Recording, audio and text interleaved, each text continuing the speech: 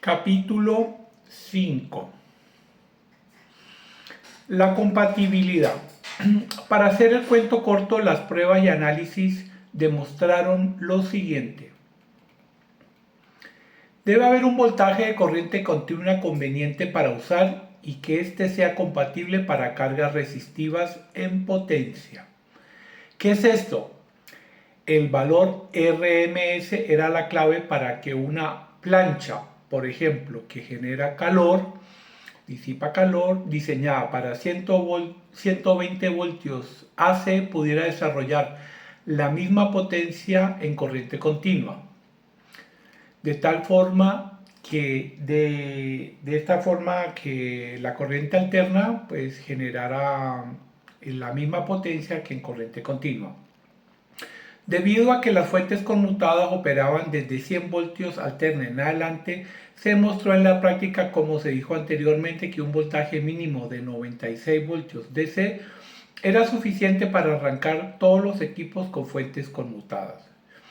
La nomenclatura fase neutro tierra, ¿cómo quedaría? Pues queda negativo positivo tierra, con el positivo como equipotenciado tierra desde la fuente o punto de generación. Esto quiere decir que si tengo una fuente de 120 voltios DC, el positivo lo uno a tierra y el cable electrizado sería en este caso el negativo, o sea, el correspondiente a la fase, teniéndose desde el punto de vista de la tierra un voltaje de aproximadamente de menos 120 voltios. Por otro lado, la mayoría de las fuentes conmutadas requieren un potencial en este sentido para iniciar a funcionar, ya que es el pulso de la onda alterna negativa quien arranca la fuente conmutada. Todos sabemos que una carga inductiva, o sea, una bobina en un circuito corriente continua, podría generar un corto cuando la saturación del núcleo de la bobina ya está completa. ¿Qué hacer? Y acá se generó el concepto de equipo compatible con 120 voltios DC, referencia positiva. Pero, ¿cómo marcar esto en una instalación? Las normas, el RETIE. Capítulo 6. La demarcación.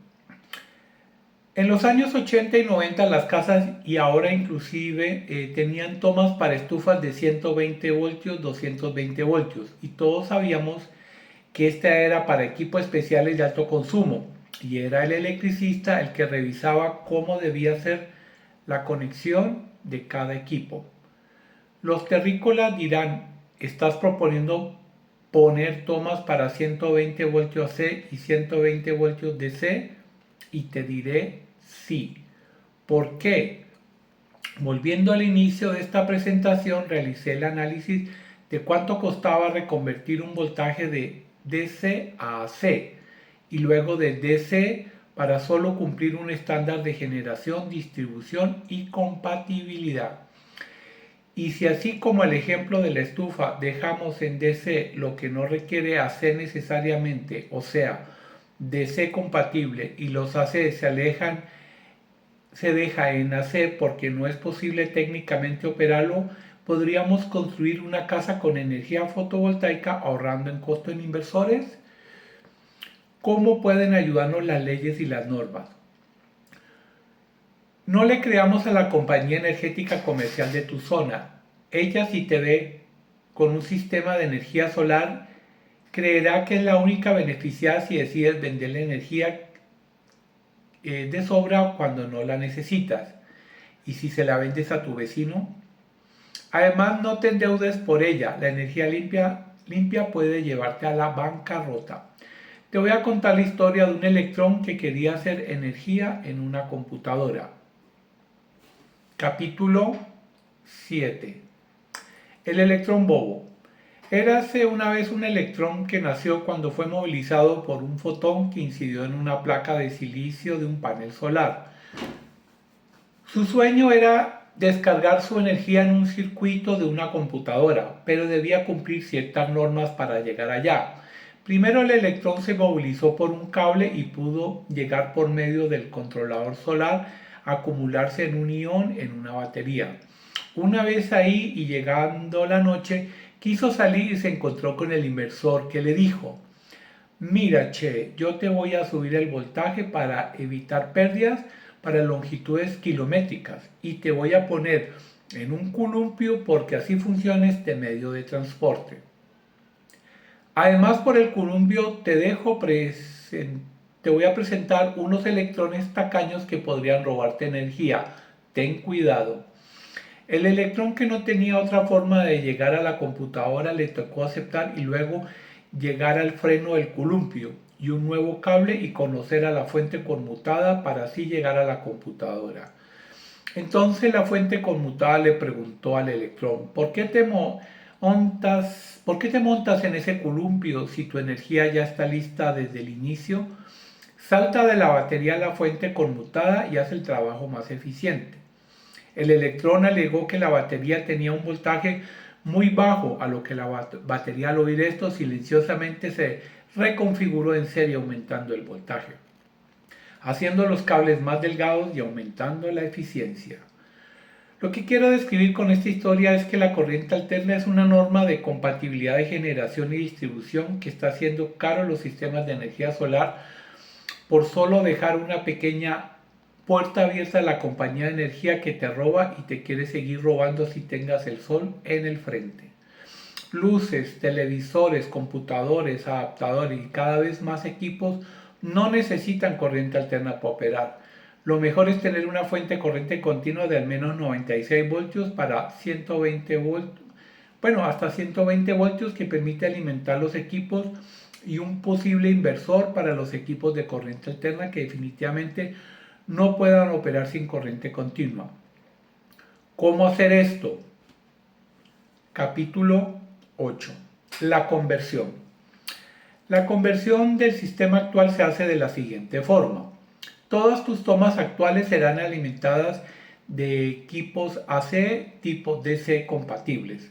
Los equipos que solo admiten AC deben ser puestos con clavijas y tomas con pata cruzada con tierra. Esto evitará que alguien conecte, por ejemplo, la nevera en una toma DC compatible y la dañe, queme el fusible o salte el cortocircuito.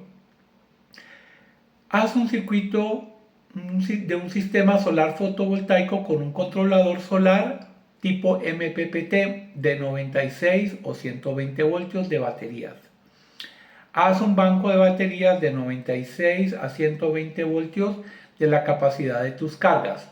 Compra paneles monocristalinos bifaciales para la potencia de tu vivienda o proyecto adecuado al voltaje del controlador solar MPPT. Pon las protecciones en baterías y paneles según las corrientes y voltajes máximos. Parte el tablero eléctrico de corriente alterna en mitad de AC y la otra mitad en DC. Pon las protecciones de DC más ajustadas a las cargas probables que al conductor mínimo de 14 AWG. De esta forma ahorras en conversión de voltaje. Tu sistema será más eficiente, menor probabilidad de fallos y el costo será menor. Ahora muchos se preguntan: ¿y cómo alimento los electrodomésticos de AC si no hay energía comercial? Pues debemos empezar a cambiar los electrodomésticos de equipos de AC a equipos DC compatibles. La idea de poner un inversor para todo, para garantizar la compatibilidad, es solo poner un elemento más de falla del sistema, aumenta los costos y disminuye la eficiencia. Resumen. Capítulo 9. Paradigma. Gracias por llegar al final. ¿Qué te quiero decir con todos estos mensajes técnicos? Es lo siguiente. Primero, no existe una guerra de corrientes. Usa la energía que te convenga de acuerdo a la circunstancia. Si llega la compañía energética a ofrecerte planes de instalar paneles solares en tu casa para salvar el mundo y con la opción de venderles excedentes, ciérrale la puerta. Vienen a robarte. Mejor véndele a tu vecino directamente. Ja, ja, ja, ja. Ya vamos a ver cómo va a ser eso.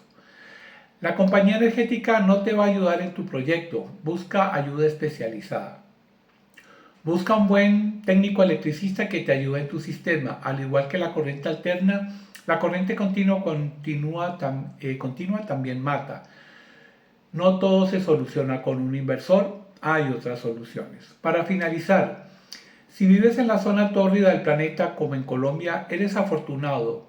El sol está quemando tu techo, pudiendo generar energía para tu vida. Aprovéchala. La magia solo debe usarse para ayudar a la gente. Hagamos magia. Qué pena, me acabo de enterar. Adiós, terrícolas.